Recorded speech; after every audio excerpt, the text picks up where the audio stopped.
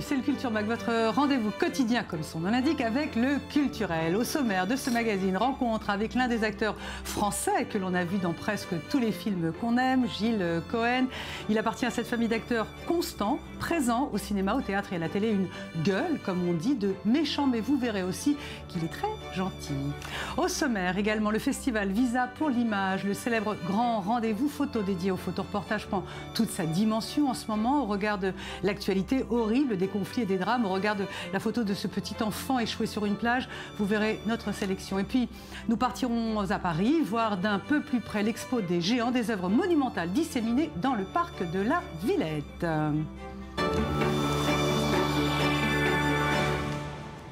Voilà pour le sommaire. Merci de suivre i24 News. Cette semaine, s'est ouvert en France le festival Visa pour l'image. C'est l'un des plus grands rendez-vous photo-reportage du monde. La réunion des meilleurs photographes qui, chacun à leur façon, couvrent les beautés, mais souvent les conflits et les malheurs du monde. Le Culture Mag a choisi plusieurs photographes à Visa pour l'image. Notre sélection par David Gombin. Et non pour seule arme que leurs appareils photo. Sur les champs de bataille, sur les 4 continents, les photojournalistes sont là pour témoigner. Témoigner pour que le monde sache. Et comme chaque septembre, depuis 27 ans, leur travail est célébré dans les Pyrénées-Orientales, à Perpignan, à l'occasion du Festival international de photojournalisme Visa pour l'image. En cette année 2015, l'actu n'a pas manqué d'inspirer nos photographes. L'un des conflits les plus médiatisés de la planète, c'est bien sûr celui qui ravage la Syrie depuis plus de 4 ans. Un conflit aux conséquences ravageuses qui ont largement débordé les frontières du pays.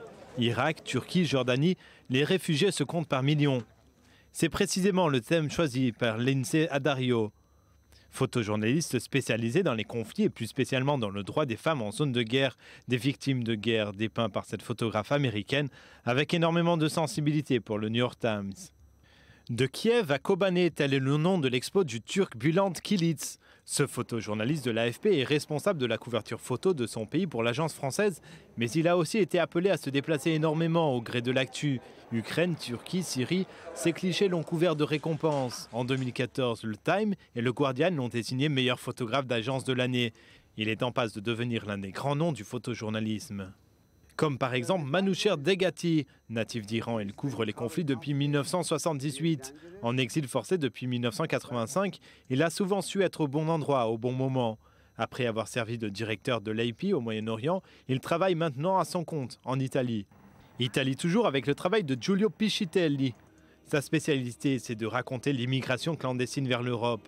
Avec plus de 350 000 immigrants passés en Europe depuis le début de l'année, c'est le sujet chaud du moment. Sauf qu'en 2011 déjà, le photographe embarqué de Tunisie à bord d'une embarcation de fortune, direction l'Europe. La description poignante en images d'une tragédie humaine.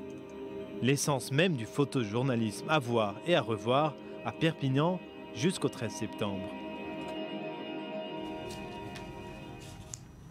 À suivre, notre invité avec lequel nous parlerons cinéma et télé, puisqu'il joue dans la fameuse série Le Bureau des légendes. Mais pour leur direction les géants, c'est le highlight du jour, Léa Bouchoucha avec Sandy Fortis.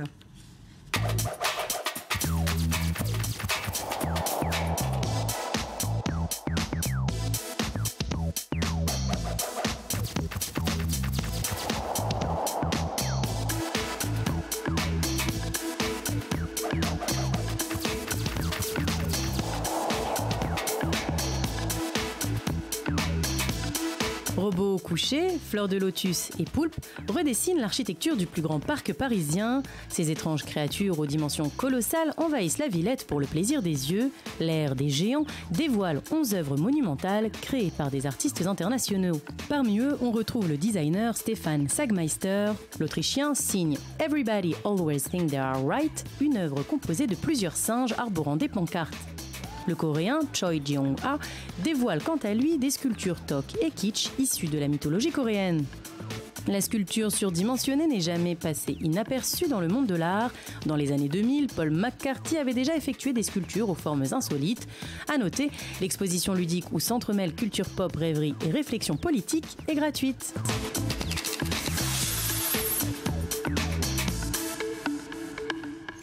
Bonjour Gilles Cohen. Bonjour. Voilà. Vous avez le temps de voir des expos là, comme on vient de voir? De temps en temps. Non, je vous pose cette question parce qu'on regardait votre filmographie pour préparer cette interview et j'étais sidérée par la quantité de films que vous avez tournés et de téléfilms notamment. Oui. Le Bureau des légendes. Donc vous incarnez le patron du service du Bureau des légendes et vous tournez maintenant la 2e saison, la série de Canal+. Vous pouvez nous en parler? C'est une très très belle série qui est très ambitieuse. Donc la série, ça on sait, mais la 2e saison, la 2e tout, saison, non, c'est top secret, on ne peut pas encore dire, mais ça va être très intéressant parce que c'est au cœur de l'actualité, au cœur de ce qui se passe en Iran, en Syrie, des problèmes qu'on a en France avec le terrorisme et les attentats, etc. C'est très très géopolitique comme série, très ambitieux, très psychologique, très fort. Vous ne pouvez pas nous en parler, pourquoi? Vous ne pouvez pas nous dire où ça se va se jouer? Non, c'est parce que c'est marrant comme c'est une série qui parle des services secrets, c'est bien de rester un peu secret sur la série, quoi. Donc ça, c'est un peu un jeu. Non, mais c'est dans la continuité de la saison 1.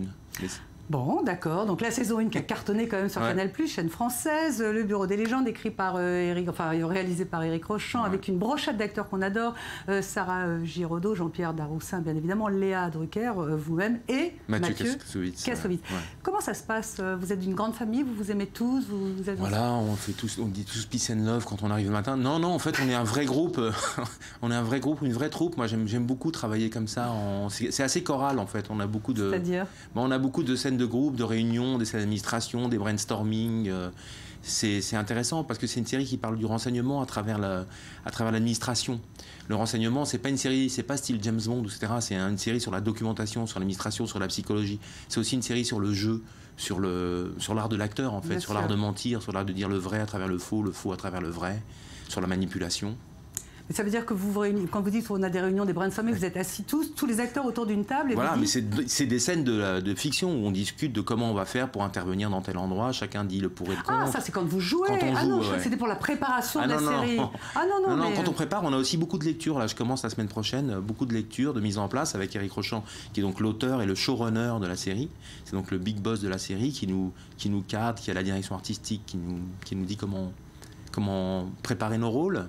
Voilà. Oui, et Mathieu Kassovitz, sympathique ou pas sympathique? Vous avez très sympa, c'est un type assez passionnant, c'est un type, je crois, très intelligent, un peu mélancolique, dans le sens où je pense qu'il a une part d'enfance en lui qui est gigantesque et qui, à la fois, qu'il extériorise et dont il se sert beaucoup à travers les médias, je crois, d'une façon assez intelligente, parfois un peu singulière. Mais c'est quelqu'un que j'aime bien, sincèrement. Il est sympa sur le plateau? Ouais, il est très sympa. Ouais.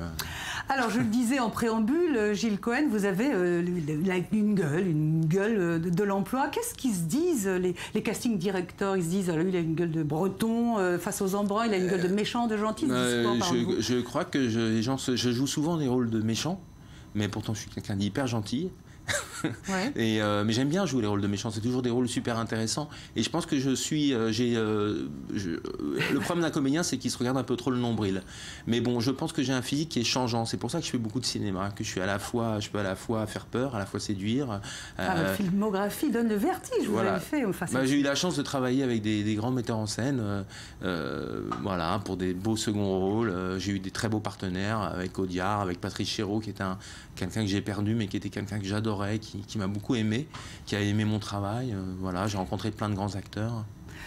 Oui, notamment, alors vous venez de le dire, Jacques Audiard, vous avez fait 2 films avec lui. Comment c'est sur un plateau avec avec Jacques Audiard, c'est comme avec Chéreau, Arnaud Desplechin et De battre mon cœur s'est arrêté. C'est des gens qui sont très intelligents, très sensibles, qui arrivent à vous mettre dans une position de travail, d'imagination. Et c'est comme quand on est un enfant dans une cour de récréation, en réalité, on nous laisse jouer et en même temps on sait qu'on est cadré quelque part, donc qu'on nous surveille. C'est génial, quoi. C'est vachement bien. Ça vous renvoie à un état de petit garçon. Voilà. On va vous regarder dans Un prophète. Vous aimez vous regarder? Ouais, mais je me regarde trop, je pense, c'est pas bien. C'est difficile de se regarder. Bon, d'accord. On va regarder un extrait d'un prophète. D'accord, ok. Oh. Tu m'écoutes ou quoi, là? Je recommence. Tu me regardes? Ouais. Ça m'étonnerait qu'il te laisse entrer comme ça, sans réfléchir. Alors toi, quand tu vas, faut que tu rien sur toi, rien dans les poches. Faut que tu parles, que t'aies l'air naturel, comme ça. Des nouvelles de ta mère, blablabla, le parloir. Tu parles normal. Coupe là. C'est difficile à faire, ça. C'était difficile à faire. Très difficile parce que c'est une scène hyper violente, on se rend pas compte, mais c'est une scène très violente d'expliquer à quelqu'un comment tuer avec une lame Gillette, un truc. Je me sentais un peu sale une fois que j'ai fini cette scène, j'ai pris une douche pendant 20 minutes après chez moi. Non, c'est vrai, hein, c'est bizarre. On est imprégné de ce qu'on fait en fait, en réalité. Et Jacques Audiard, c'est une mécanique de précision sur un tournage. C'est quelqu'un qui fait fonctionner l'imagination des gens, c'est quelqu'un de très intelligent. Des fois son intelligence lui joue des bons et des mauvais tours. C'est quelqu'un qui a une autre idée de ce qu'il a envie de faire et qui ne fait pas de cadeaux aux gens avec qui il travaille, mais c'est bien.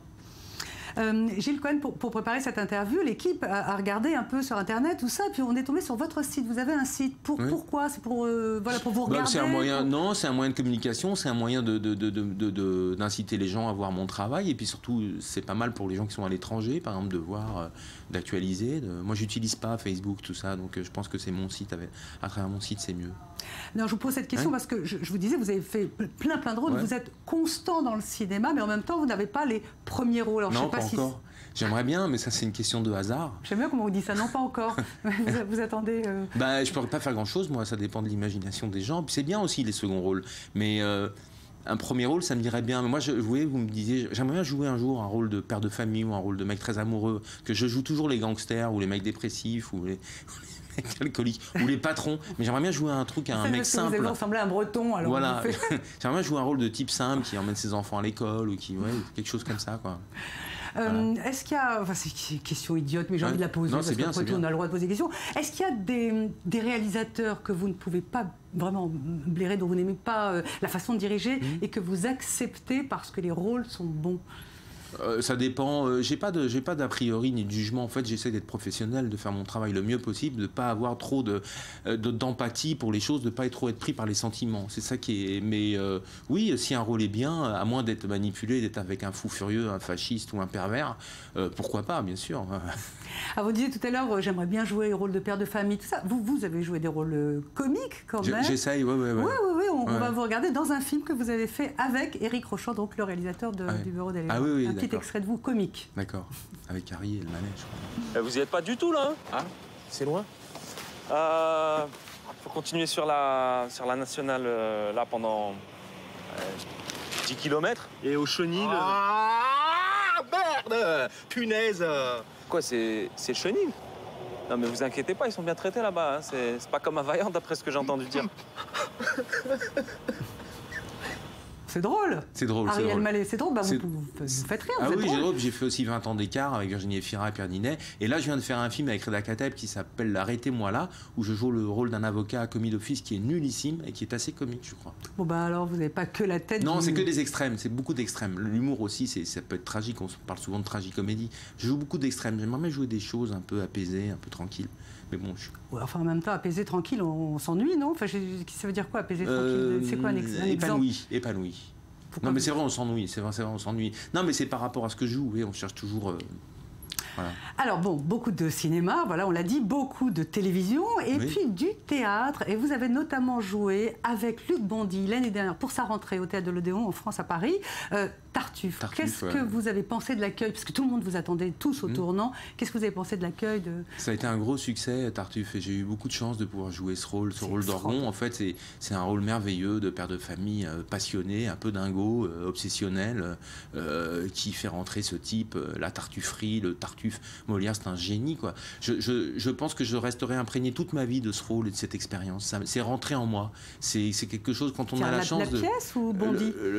La pièce, c'est ma rencontre avec Bondy aussi, parce que c'est quelqu'un de très intelligent aussi. Mais le rôle, quand on joue une grande partition comme ça, elle est en nous pour la vie après.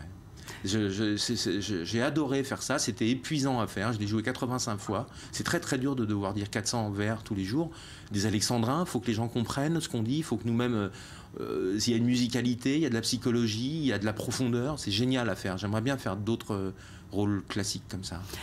Gilles Cohen, vous avez parlé un peu avec Luc Bondy, hors Molière, je ne sais pas, de vos origines, de vos histoires communes. Alors oui, Luc, il est originaire de Tchécoslovaquie, il vit en Autriche, il se rapproche beaucoup de son judaïsme. On a beaucoup parlé de ça. D'ailleurs, la version de Tartuffe, j'étais un peu un Orgon un peu marane, puisque des moments où il échappait d'Orgon, qu'il était un peu un catholique qui était converti. Voilà, donc c'est marrant. J'aime beaucoup Luc Bondy. Ouais. Et vous venez d'où? Moi, je viens de Tunisie, malgré mes apparences de breton. De breton. Voilà. Bon, j'espère qu'on vous reverra bientôt sur ce plateau. Vous avez un projet assez touchant. Vous voulez lire un livre? Je vais faire une lecture à Tel Aviv le 11 octobre du livre de ma mère, d'Albert Cohen. Ça va être quelque chose d'assez humble, mais le texte est sublime aussi, avec un violon qui m'accompagnera. Ce sera une belle soirée, j'espère. En tout cas, un grand plaisir pour moi de faire ce truc-là. Merci beaucoup d'être venu sur le plateau. Voilà, c'est la fin de ce Culture Mag. On va se retrouver demain pour un nouveau rendez-vous. Vous avez rendez-vous juste après avec les news. On va se quitter, Gilles, regardez, c'est marrant, sur des images de feu. Ce ne sont pas des émeutes urbaines, ce ne sont pas des manifs de casseurs. Ça se passe au nord de San Salvador. Depuis 100 ans, la population célèbre l'éruption d'un volcan. C'est deux bandes qui s'affrontent et qui se jettent des boules de feu au visage pour fêter ça. Merci, à demain.